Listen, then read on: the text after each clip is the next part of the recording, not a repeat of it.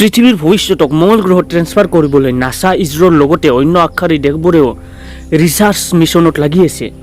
March এক্সপ্লৰেশ্যন প্ৰগ্ৰামৰ এটা অংশৰূপে নাসাই কিউৰিঅচিটি Rover নামৰ ৰবটটো 2011 চনত মঙ্গল গ্ৰহত পঠাইছিল।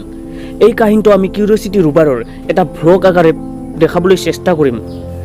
24 নৱেম্বৰ 2011ত লঞ্চ কৰা কিউৰিঅচিটি প্ৰায় 560 মিলিয়ন কিলোমিটাৰ যাত্ৰা অতিক্ৰম কৰি 6 আগষ্ট 2012 চনত ছাকচেছফুলি মাৰ্চৰ পৃষ্ঠত লেণ্ড কৰিছিল। মঙ্গল গ্ৰহত যি ঠাইৰ ফটো কিউৰিঅচিটিয়ে নাছালৈ পঠাইছিল সেই আটাইবোৰ ঠাইৰ নামো নাছাই ৰাখিছে। কিউৰিঅচিটিয়ে লেণ্ড কৰা ঠাইৰ নাম আছিল গেইল ক্ৰেটাৰ। এই ঠাইৰ ওচৰত এটা পৰ্বতো আছে যাৰ উচ্চতা প্ৰায় 18,000 ফুট। নাছাই কিউৰিঅচিটিৰ এই মিছন মাত্ৰ 2 বছৰৰ কাৰণেহে আৰম্ভ কৰিছিল, কিন্তু কিউৰিঅচিটিৰ কামৰ সফলতা দেখি তাক অনন্তকাললৈ জাৰি ৰখাৰ ডিচিশ্যন ল'লে। অৰ্থাৎ কিউৰিঅচিটি যেতিয়ালৈ ডেমেজ নহয় তেতিয়ালৈ মিছন জাৰি থাকিব। সেইমতে মঙ্গল গ্ৰহৰ আটাইতকৈ ভাল ক্লিয়াৰেষ্ট ফটো কেপচাৰ কৰিবলৈ মাউণ্ট শ্বাৰ্পৰ শিখৰত কিউৰিঅচিটিক নিয়াটো নাছাৰ প্ৰথম প্ৰায়ৰিটি আছিল। সেইমতে মাউণ্ট শ্বাৰ্পৰ 3D মেপ ডিজাইন কৰি এটা পথ বিচাৰি পালে আৰু কিউৰিঅচিটি মাউণ্ট শ্বাৰ্পৰ শিখৰৰ দিশেৰে আগুৱাই গৈ থাকিল। এই ৰাস্তাত কিউৰিঅচিটিয়ে 17 ডিচেম্বৰ 2012ত এটা শুকোৱা 5 মিটাৰ বহল পুখুৰী সদৃশ গাঁতৰ ফটো তুলিছিল। ইয়াৰ নাম আছিল য়েলো নাইফ বে। নাছাৰ মতে প্ৰাচীন কালত ইয়াত বহুত পানী আছিল। ইয়াৰ পৰা আগুৱাই গৈ থাকি কিউৰিঅচিটিয়ে পেৰাম হিলছত কিম্বাৰলি ফৰ্মেশ্যনৰ ফটো এটা পঠিয়াই এইটো কনফাৰ্ম কৰিছিল যে তাত পানী আছিল। তেনেকৈ আগুৱাই গৈ থাকোঁতে বহু ফটোৰ মাজতে এটা বৰ সুন্দৰ ফটো নাছালৈ পঠাই দিছিল কিউৰিঅচিটিয়ে। সেয়া আছিল মঙ্গল গ্ৰহৰ সূৰ্যাস্ত। পৃথিৱীত সূৰ্যাস্তৰ সময়ত আকাশৰ ৰং ৰঙা হয় কিন্তু তাত নীলা হয়। ইয়াৰ কাৰণ হয়তো তাৰ সূক্ষ্ম বাতাৱৰণ বুলি নাছাই অনুমান কৰে।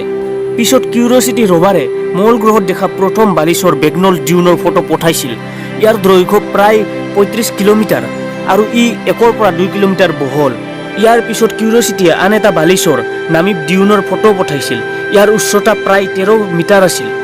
তেনে এটা ওখ বালিচৰ স্পিৰিট ডিউনত মাৰ্চ ৰভাৰ ফাঁচি গৈছিল। সেয়ে কিউৰিঅচিটিও নামিব ডিউনত বৰ সাৱধানেৰেহে আগুৱাব লগা হৈছিল। তাৰ পিছত কিউৰিঅচিটিয়ে ওখ ঢাল মুৰাই বিউটছৰ ফটো লৈছিল। এই ঢালৰ সৃষ্টি কেনেকৈ হৈছিল তাকে চাবলৈ কিউৰিঅচিটি অলপ ওচৰলৈ আগুৱাই গৈ জানিব পাৰিলে যে ৱাইণ্ড ইৰাজনৰ ফলত হৈছিল, অৰ্থাৎ বতাহৰ একেৰাহে বলাৰ ফলত মাটি খহি হৈছিল। এতিয়ালৈ কিমান দূৰ অতিক্ৰম কৰিলে তাক দেখুৱাবলৈ কিউৰিঅচিটিয়ে এটা হাই ৰিজলিউশ্যনৰ 360 ডিগ্ৰী পেনোৰামিক ফটো এটা কেপচাৰ কৰিছিল। জুন 2018ত মঙ্গল গ্ৰহত এটা ধুমুহা আহিছিল। এই ধুমুহাত কিউৰিঅচিটি ৰভাৰৰ বন্ধু অপৰচুনিটি ৰভাৰ ডেমেজ হৈ গ'ল। অপৰচুনিটি কিউৰিঅচিটিৰ পৰা বহু আঁতৰত এক্সপ্ল'ৰ কৰি আছিল। ধুমুহাত ফাঁচি যোৱা অপৰচুনিটি ৰভাৰৰ লাষ্ট মেছেজটো আছিল মাই battery is law' and it's getting dark. এই মেছেজটোৰ পিছত অপৰচুনিটিৰ সৈতে দ্বিতীয়বাৰ সংযোগ স্থাপন নহ'ল আৰু ফেব্ৰুৱাৰী 2020ত ইয়াক নাছাই অফিচিয়েলি হেৰুৱা বুলি ডিক্লেয়াৰ কৰে।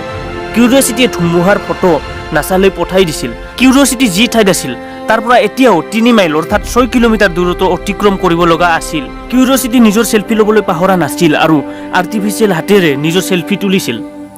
কিউৰিঅচিটি টীমে লাষ্ট টাইম মাৰ্চ 2020ত এটা হাই ৰিজলিউশ্যন ফটো ৰিলিজ কৰিছিল। এই ফটো গ্লেন টৰিডন নামৰ ঠাইত লৈছিল। কিউৰিঅচিটি এতিয়াও মাউণ্ট শ্বাৰ্পৰ যাত্ৰাত আগুৱাই গৈ আছে আৰু বহুতো বাধা অতিক্ৰম কৰি আগুৱাই যাব লাগিব। এটা প্ৰকৃত কথা হয়তো হৈছে ই কেতিয়ালৈ মাউণ্ট শ্বাৰ্পৰ উচ্চতা গৈ পাব। চ' আপডেটৰ কাৰণে আৰু এনেকুৱা এডুকেশ্যনেল আৰু ইণ্টাৰেষ্টিং ভিডিঅ' পাই থাকিবলৈ আমাৰ চেনেলটো ছাবস্ক্ৰাইব কৰি লওক আৰু আপডেট হ'লে আমি এনেকুৱা ভিডিঅ' বনাই থাকিম। গতিকে কিউৰিঅচিটি যিমান আগুৱাই গৈ থাকিব সিমানে মঙ্গল গ্ৰহৰ যাত্ৰাত আমি বহুত কথা জানিব পাৰিম মঙ্গল গ্ৰহৰ বিষয়ে। এইখিনিয়ে আজি আমাৰ চেনেলটো ছাবস্ক্ৰাইব কৰি বেল আইকনটো কাষ্টমাইজ কৰি ল'ব। আজিলৈ বাই বাই, থেংক ইউ।